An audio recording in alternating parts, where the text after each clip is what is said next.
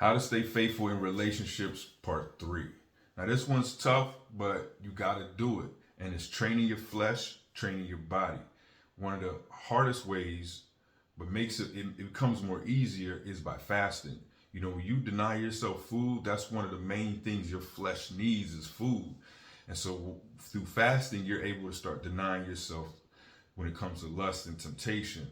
And again, this ain't something you do once a year. You know, if you really have a problem or struggle with like lust and temptation, then you got to fast a lot more frequently to get that out of your flesh. Not to say that it'll all be gone, but at the end of the day, it'll make it easier for you to start to say no to some things. Stick with me. You know how sometimes you get to thinking about the past, or you know, maybe you start thinking about somebody from work or somebody from the gym or even just somebody you see down the street. You know, that's when you got to catch yourself.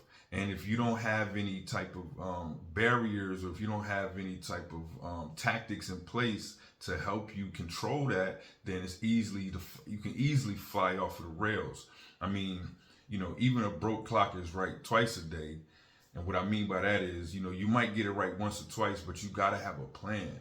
You got to be prepared. You know what I mean? Again, this is if you want to be faithful in your relationship, especially I'm talking to married men and women too. But at the end of the day, if you didn't have a father figure or no one to really show you what faithfulness looks like, you're going to have to figure it out. And I'm here to help you, give you some guidance, because I'm walking through this myself. So let me give you some word to help you. So 1 Corinthians 9:27 talks about striking a blow to your body and making your body become a slave so that you don't get disqualified for the prize. And basically what he's talking about there is, you know, he goes out and preaches, and then, you know, you don't want to be disqualified for the things that you preach, and then you fall into it. And so, you know, fasting again helps you with your mind. It helps you with your body. You know, there's certain things that you think about that they may not even be your thoughts. You might have seen it on Facebook. You might have been watching a Netflix show where there's a lot of drama or sex or something, and then you just start thinking about some stuff, man. Like it could quickly come to you like that. But let me hit you with some more word. All right, this one's a little long, so I had to look at my screen for this one. 1 Peter 1:13 talks about keeping your mind alert and fully sober. So, you know, again, you have to capture those thoughts. You have to start really being intentional about the way that you think, about the type of content that you're consuming.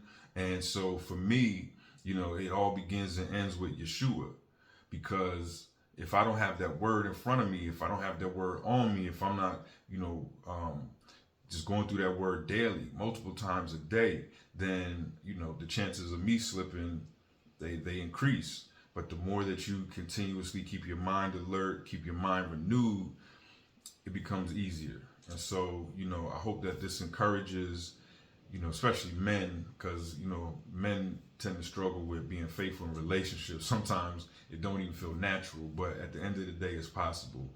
And through the help with the Lord, you could do it too.